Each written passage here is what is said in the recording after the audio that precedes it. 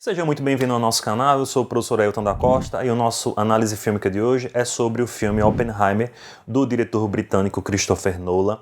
Esse filme foi lançado em julho desse ano, 2023, e causou um impacto muito grande devido não só às performances dos atores, o tema extremamente interessante, né? Um tema que gera muita polêmica sobre a vida do Robert Oppenheimer, né? O pai da bomba atômica, e também porque o Christopher Nolan criou mais uma grande experiência visual nesse filme, que foi rodado em IMAX e tem um desenho de som absurdamente belo, vamos colocar dessa forma, porque o filme realmente surpreende quando você assiste em IMAX. Eu não assisti em IMAX, né? Eu vi as críticas em IMAX, eu vi no cinema convencional, mas a estrutura do filme é uma coisa impressionante e são 3 horas de filme que realmente prendem o espectador, não só por conta dos diálogos, a gente vê vários diálogos específicos, mas por conta dos efeitos práticos, digamos assim. O visual do filme é muito bonito, somado ao desenho de som, que é uma coisa também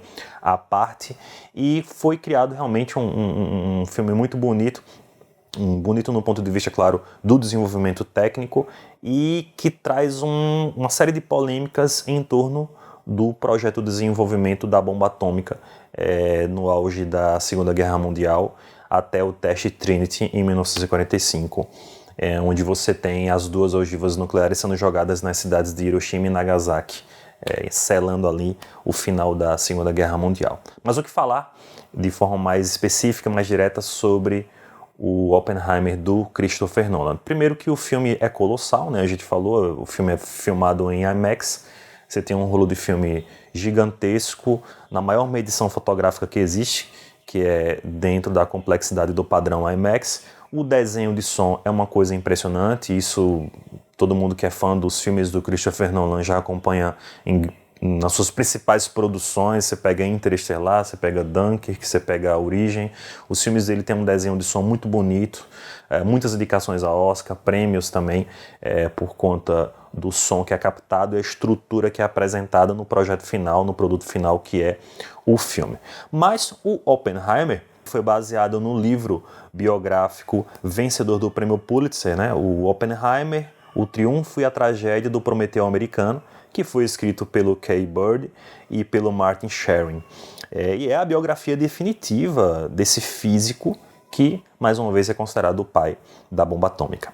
Ambientado na Segunda Guerra Mundial, o longa acompanha a vida de Robert Oppenheimer, interpretado pelo Cillian Murphy, físico teórico da Universidade da Califórnia e diretor do Laboratório de Los Alamos, durante o Projeto Manhattan. O filme apresenta diálogos técnicos e científicos que são comuns em filmes do Nolan, como Interestelar, como A Origem, que eu citei agora há pouco, mas o maior interesse dele é demonstrar as relações interpessoais cheias de tristeza, abusos, que vão construindo a narrativa, como, por exemplo, o ego do Oppenheimer e as pressões que dialogam com a moral na tentativa de justificar o desenvolvimento de uma arma de destruição em massa. É possível, em muitos pontos do filme, nos colocar no lugar do próprio protagonista.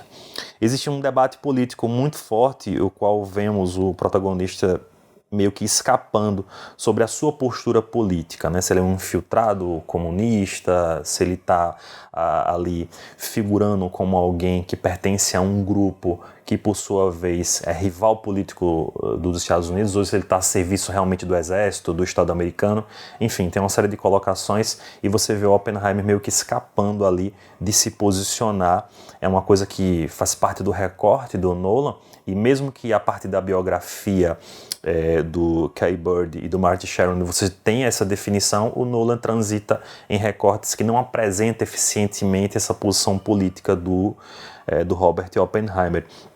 O Cillian Murphy está grandioso na pele do Oppenheimer, principalmente em momentos que ele demonstra devaneios do protagonista na criação de um olhar distante, mas que não nos deixa simpatizar por ele, né? O Cillian Murphy tem aquele olhar penetrante, aquela coisa meio fria, e no decorrer do desenvolvimento do filme você vê isso colocado em prática através da performance que é feita pelo Cillian Murphy, que está muito boa, uma coisa impressionante a performance dele. Isso somado, claro, à fotografia do Hoyt van Hoytman, O Hoyt van Hoytman, ele desenvolve uma fotografia lindíssima no decorrer do filme, e você tem essa fotografia em detalhe, não só do deserto, na região de Los Alamos, mas também dos personagens e do diálogo que acontece entre eles. Você tem uma capacidade de conversão desses diálogos a partir de um princípio emocional ali que coloca você realmente, o espectador, dentro daquela trama e desse debate moral que acompanha o desenvolvimento dessas bombas, esse projeto nefasto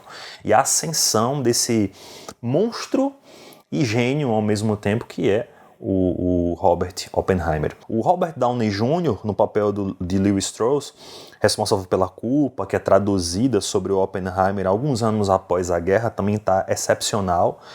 O Kenneth Branagh tem uma participação pequena, mas muito importante na pele do físico Niels Bohr. Matt Damon, que interpreta o general Leslie Groves, que era a maior autoridade no Projeto Manhattan. Matt Damon está muito bom ali, como aquele falso amigo, uma pessoa que está ali sobre os interesses do exército americano, e vira e mexe você tem uma ponta de ligação meio que de amizade, uma amizade meio camuflada. Você vê o Matt Damon muito bom. Prosseguindo com o elenco, você tem a Florence Pugh, que está vivendo a Jean Tetlow, que era amante do Oppenheimer. Você também tem no elenco a Emily Blunt, que está vivendo a Catherine Oppenheimer, que é a esposa do cientista. E por último, eu vou dar um destaque aqui maior ao Tom Conti, que interpreta o professor Albert Einstein, numa sequência específica muito bonita e muito forte, pelo ponto de vista moral.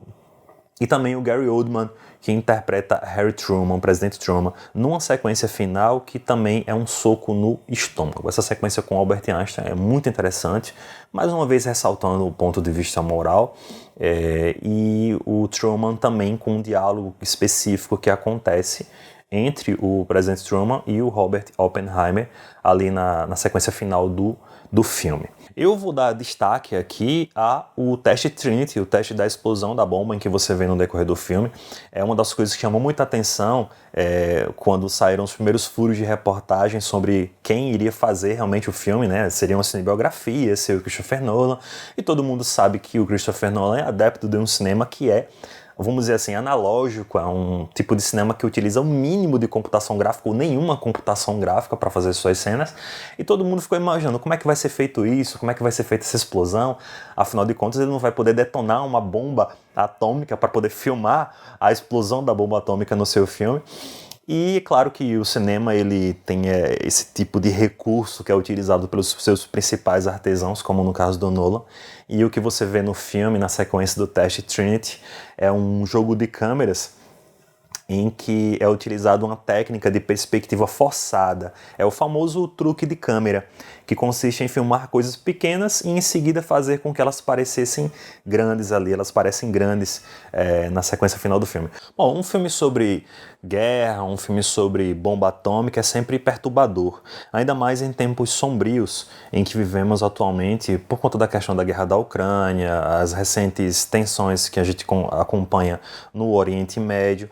É um filme muito bom, é um filme colossal pelo ponto de vista técnico, pela junção e a fusão que existe dentro do elenco, as participações e os diálogos de mais de 100 personagens têm diálogos no decorrer do filme, então você fica preso à tensão desses diálogos que é gerado pelo recorte desses 3 atos aí que fazem parte desse filme do Christopher Nolan.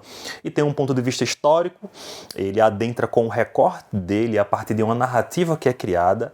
Você vê um Christopher Nolan que transita entre os recortes históricos ou os pedaços da história que ele acaba complementando para criar sua narrativa, e você vê ali no meio o ego do Robert Oppenheimer e até que ponto ele consegue formar essa equipe para desenvolver esse projeto, que é um dos projetos mais nefastos da história da humanidade. O filme é muito bom, o filme é colossal, surpreendente do ponto de vista técnico, do desenho de som, do elenco, e vale a pena ir até o cinema para poder assistir na tela grande. Se você gostou desse vídeo, não deixe de seguir o nosso canal, curta e compartilhe. Até o próximo vídeo.